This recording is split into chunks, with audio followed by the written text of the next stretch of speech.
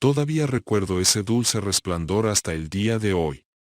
La voz en medio de la oscuridad que me guió desde la agonía hasta donde me encuentro ahora. El inesperado susurro que me separó de la mundanidad para siempre. Diario de la Cruz de Sangre. Alep. Primera parte. Berlín, 22 de diciembre de 1975. Era uno de tantos copos de nieve que sembraban el maltratado adoquín, testigo silente de falsas glorias e interminables penas. Uno de tantos transeúntes que circulaba por ahí sin rumbo aparente, como todos aquellos que intentábamos vivir y no simplemente sobrevivir a ese infierno teñido de rojo. En ese momento solamente quería ahogar mis pensamientos en el bullicio eterno e indiscriminado de esa hermosa capital, que había sido despedazada sin piedad como un trozo de carne más, por intereses todavía desconocidos a mi egocéntrica y estúpida juventud. Yo residía en aquel pedazo engalanado por una bandera carmesí, entintada de odio hacia mi país. En ese entonces, era un ignorante del pecado de mis antepasados. Todos éramos ignorantes intencionales de esos pecados. Una época difícil, y mucho más para alguien que no tenía nada a lo cual aferrarse.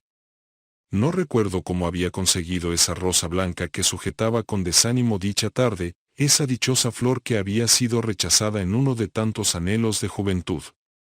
Tal parecía que la vida todavía se coloreaba de tonos débiles de vez en cuando antes de regresar al eterno gris del cual mi existencia y ese muro estaban pintadas. Frío, el sol había anunciado su retirada con esa ligera brisa que relamió mis pómulos y entumeció mis dedos, cubiertos por unos guantes de lana bastante desgastados, de cuyo hermoso tono negro no quedaba más que un letárgico pardo. Mis padres. De ellos no conservaba más que una fotografía y ciertos recuerdos, habían sido llevados al igual que muchos otros como trofeo. Cometieron el pecado de servir a un ejército moribundo a cambio de comida y un techo donde el invierno no los alcanzase. Sin embargo, el destino sí lo hizo al no olvidar sus actos sin importar el paso de los años y el falso anhelo del perdón. Caminé como cualquier nómada, intentando encontrar un lugar que me hiciera sentir menos miserable de mi soledad. A cada paso, un grado menos era marcado en los viejos termómetros de mercurio que conservaban ciertas fachadas de ladrillo polvoriento. En determinado momento me quedé solo en esa ciudad. Todo el bullicio, el ruido y demás se habían ido. Era yo y la inmensidad de esa Berlín sumida en tinieblas, apenas confrontadas por débiles y ancianos faroles. Sin embargo, uno de ellos brilló más que la luna misma. Es como si esa edificación nunca hubiera estado ahí, como si lentamente desapareciera junto con la esperanza de la gente que cansada de orar se había resignado a su realidad. Mis padres eran luteranos, por lo que de vez en cuando me llevaron a ese sitio antes de ser clausurado.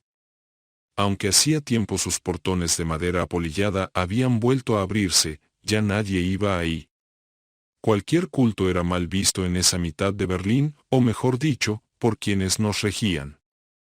No había necesidad de exterminar a los creyentes como ellos lo hicieron hace tiempo en su tierra natal, la guerra ya había hecho lo propio. Entré por mera curiosidad o tal vez por melancolía.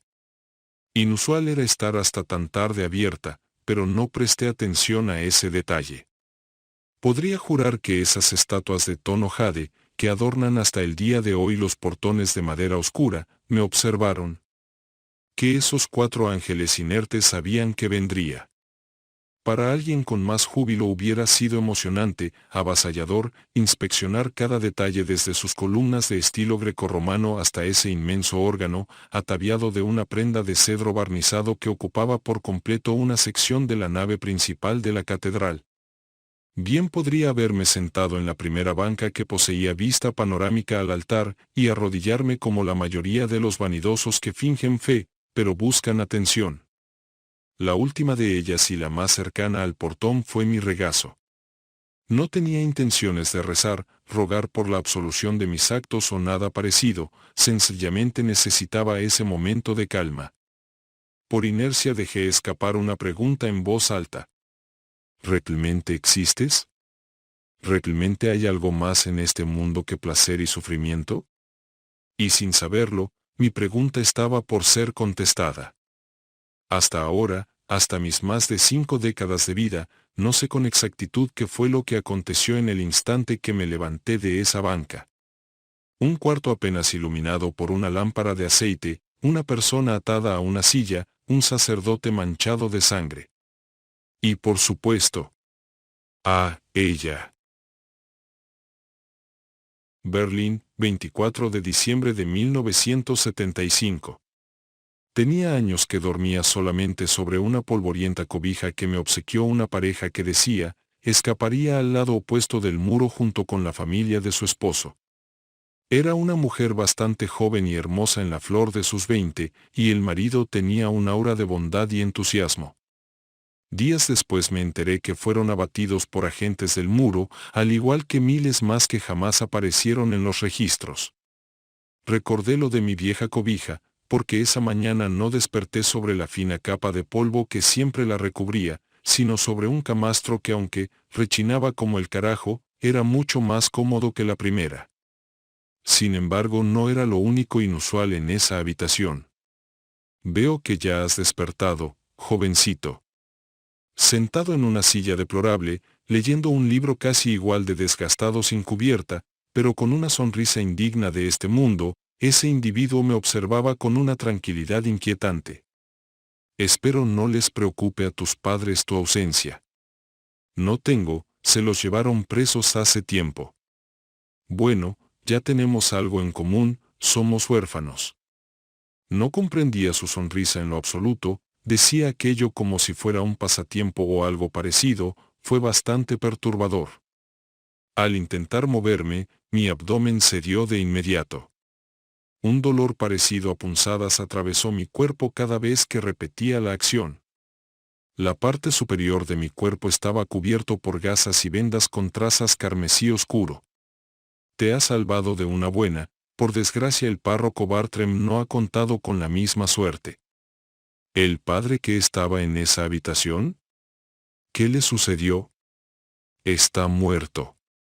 Naturalmente mis nervios se erizaron al escuchar esa respuesta con esa calma todo menos natural.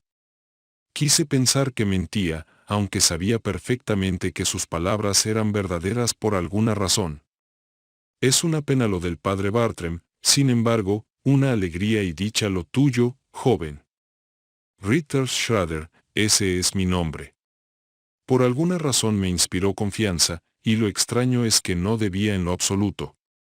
Así que dime, Ritter, ¿hay algo en este mundo por lo cual sigas viviendo? No me agradan las preguntas existenciales.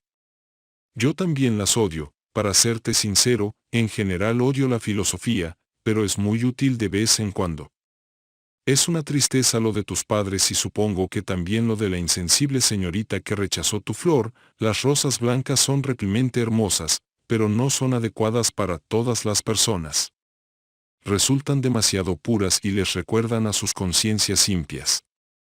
Ese individuo era bastante perspicaz, supuse que dejé mi flor tirada en alguna parte de la catedral, el resto fue una brillante deducción de ese hombre de cabello grisáceo, ojos azabache y revestido en un hábito negro contrastante de las delgadas líneas doradas que remarcaban el mismo. Respóndeme, Ritter, ¿qué es lo que te ata a este mundo? Nada. Si no tienes nada por lo que anheles el siguiente amanecer, entonces no posees miedo alguno por no presenciarlo. Eres perfecto. ¿Es que acaso reclutas pobres diablos para ser mandados al campo de batalla? Estás en lo correcto, sin embargo no es un campo de batalla de olor azufroso como al que estás acostumbrado, sino uno mucho más peligroso. ¿Hay algo más peligroso que la muerte acaso? Por supuesto, y si tú lo deseas, te enseñaré a enfrentarlo. Era una conversación bastante extraña, pero era menos que el prefacio del libro que estaba por ser escrito por mi propia mano.